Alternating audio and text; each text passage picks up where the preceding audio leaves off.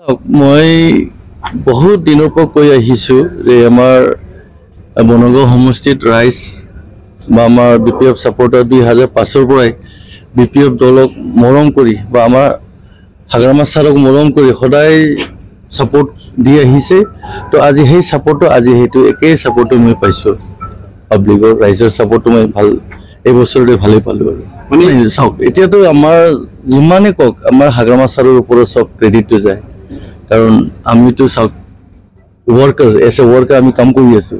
কিন্তু credit goes to Hagrama ছাৰৰ যিমান একদম এটো মানে ইয়াত কোনো ডাউট নাই আৰু হাগ্ৰামা ছাৰৰ সব বস্তুটো মানে এইটো হয় কথাটো মই 2021 ৰ পৰা যেটো মই কাম কৰি আহিছিলো যেতিয়া আমাৰ পৰা ৰাজীৱ ব্ৰহ্ম তেখেতে আমাৰ দলটো এৰি পেলাই বেলেগ দলত গুচি গৈছিল তাৰ পিছত 2021 ৰ 5 নৱেম্বৰ মই হাগ্ৰামা ছাৰে মোক দায়িত্ব দিছিল কাম এতিয়াতো নাই মই কাম কৰি আছো তেতিয়াৰ পৰা মই কাম কৰি আহি আছো কাৰণ মোক ভালকৈ চিনি পাই ৰাইজে বনগাঁও মাজত আমাৰ মৰে দাদা হয় কুমুৰ নাৰ্জাৰী তেখেতো যেতিয়া চাকৰিটো ৰিটায়াৰ কৰাৰ পিছত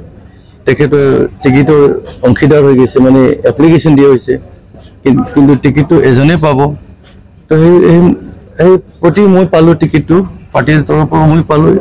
তাত কোনো আমাৰ ভিতৰত কুমুদা আৰু মোৰ ভিতৰত কোনো অহংকাৰ একো নাই আমি ভাল দাদা ভাই আছে এতিয়া আৰু থাকি যাব না কিন্তু কাম কৰি আছিলো মই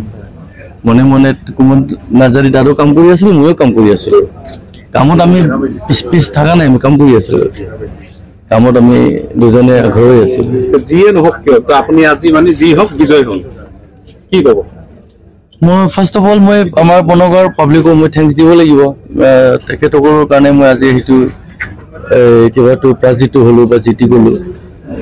আমাৰ মই একদম মেছেজ দিব বিচাৰিছো মোৰ বনগাঁও সমষ্টিৰ যিমান আমাৰ বিপিএফ সাপোৰ্টাৰ যিমানে আমাৰ পাব্লিকক মই ওৱান মেছেজ দিব বিচাৰিছো তেখেতৰ কাৰণে মই আজি এই পৰ্যায়ত আহিব পাইছো